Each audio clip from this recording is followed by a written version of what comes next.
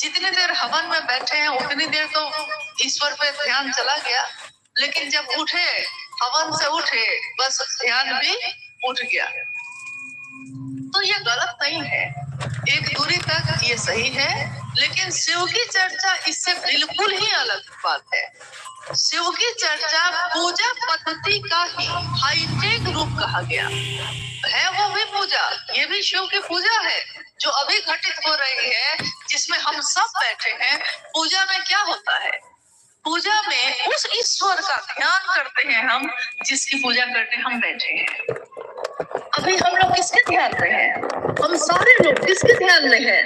क्या ध्यान में नहीं है? इतना ध्यान में है कि बोल भी नहीं रहे हैं। किसके ध्यान में है हम? महादेव के। किसकी बात करते हैं हम? महादेव की। किसकी बात सोचते हैं हम? महादेव की। तो हमारा मन भी सुनता है महादेव, बोलता है महादेव, कहता है महादेव, सब कुछ महादेव ही तो है।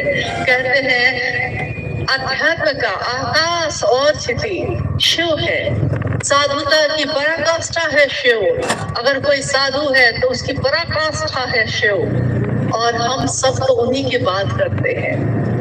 मंदिर में खड़े होके हम महादेव की स्तुति करते हैं, हम महादेव को कहते हैं, महादेव को ही कहते हैं, हे महादेव कर्पूर गौरम करुणावतारम संसार सारम भुजगेंद्र हारम सदा वसंतम हृदय रविंदे भवम भवानी सहितम नवामि। तुम महादेव क्या हो? कर्पूर की तरह गौर हो। तुम माँ भवानी के साथ मेरे हृदय में बस जाओ। हम महादेव की मूर्ति के पास खड़े होंगे, यही तो कहते हैं। और आज हम क्या कर रहे हैं? हम इस पूरी दुनिया में घूम घूम के वही बात तो कह रहे हैं, महादेव मेरे हो जाए, महादेव का मैं हो जाऊं। आपकी वही काम कर रहे हैं। ये पूजा तो आज तक हुई ही नहीं जिसमें भाव ही भाव है, कर्म कांड कुछ भी नहीं, लेकिन भाव की कमी भी नहीं है। और महादेव तो भाव सत्ता है, वहाँ भाव ग्रहण होते हैं। हमारे जल दूध या धतूरा ग्रहण नहीं होता। जिस भाव से आपने चढ़ाया है ग्रहण वहाँ सिर्फ भाव होता है। और यहाँ शिव की चर्चा में भी शिष्य का भाव ही ग्रहण कर रहे हैं महादेव। तो शिव चर्चा शिव की पूजा ही है, हाईटेक रूप है उसका। जिस तरह हाथ के पंखे से हम आज कूलर और एसी पे चले आए, हाथ का पंखा भी तो हवा ही देता है, पेडेस्टल फैन या छत पे लगा हुआ पंखा भी तो हवा ही देता है, और कूलर लग गया तो वो भी हवा ही देता है, एसी लग गया वो भी हवा ही देता है। लेकिन हाथ के पंखे में ठंडक थोड़ी कम थी, मेहनत ज्यादा थी नहीं, और एसी में ठंडक ज्यादा है और मेहनत जरा भी नहीं है। भले उसमें पैसा आपको लग गया है, लेकिन स्थिति के अनुसार, परिस्थिति के अनुसार जीवन में हमने हाईटेक पद्धति अपनाई है। जीवन को जीने के लिए हर चीज में अपनाई है। पहले भोजन हम लकड़ी पे बनाते थे, आज गैस के चूल्हा पे बनाते हैं। बहुत जगह पे लोगों ने तो बिजली से चलने वाला चूल्हा भी अब लगा लिया है नहीं। बहुत जगह हम लोग पानी तो हमेशा चापाकल से पीते थे, कुआं से पीते थे, तालाब से, नदी से पीते थे। अब पानी का बोतल भी खरीद के पी लेते हैं। हाईटेक पद्धति हर चीज में अपनाई हमने, हर चीज में उन्नति की है। लेकिन पूजा पाठ के क्षेत्र में हमने हमेशा सोचा कि कहीं गलत ना हो जाए।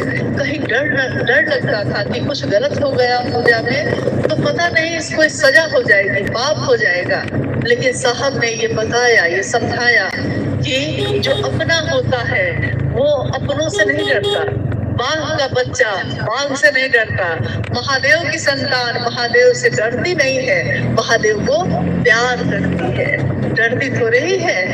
एक बच्चा अपने पिता से डरता नहीं है। कभी कभी तो देखिएगा कि वो बच्चा अपने पिता की गोद में चढ़ गया है, कीचड़ लगा दिया है पूरा नहीं, कभी कभी गीला कर दिया है, पूरा कपड़ा फाड़ दिया है खींच के उसने। तब भी पिता प्रेम से उसको बोलता है छोड़ो, प्रेम से, डांटता नहीं, मारता नहीं। एक माँ को वो रातों में सोते हुए जगाता ही रहता है, जगाता ही रहता है। कहाँ माँ उसको डांटती है, उल्टा उसको गोद में लेकर घुमाती रहती है। तो जो अपना होता है वो इसकी परवाह नहीं करता। कि कर्म कांड क्या है। कर्म कांड नहीं, यहाँ तो दिल से दिल के मिलने की बात है।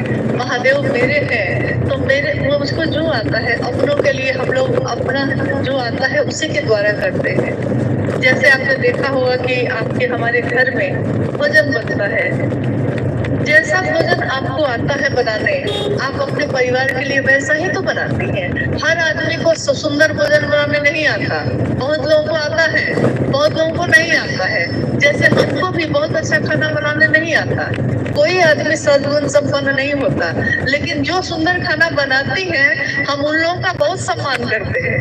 हम बोलते हैं कि ये सबसे भारी काम है जो आप करते हैं, क्योंकि सुबह से रात तक आपको सोचना पड़ता है, यही सोचते रहते हैं आप क्या बनाए क्या खिलाए। बहुत भारी काम है, ये मामूली काम नहीं है। जो काम प्रतिदिन होता है वो मामूली काम नहीं होता है, लेकिन जैसा आपको आता है अपनों के लिए आप वैसा ही बनाते हैं। जैसा आपको आता है अपने बच्चे को बैठाते हैं पढ़ाने वैसा ही पढ़ाते हैं। साहब ने इतना ही कहा, महादेव आपका है, उस महादेव को जैसा आपको आता है वैसे ही दया मांगिए, वैसे ही प्रणाम करिए, और जितना भर बोल पाइए जितना भर सुन पाइए महादेव की चर्चा में जाइए भी और करिए भी और सुनिए भी, उतना भर जितना आपका सामर्थ है। यही आपकी अपनी नीति है।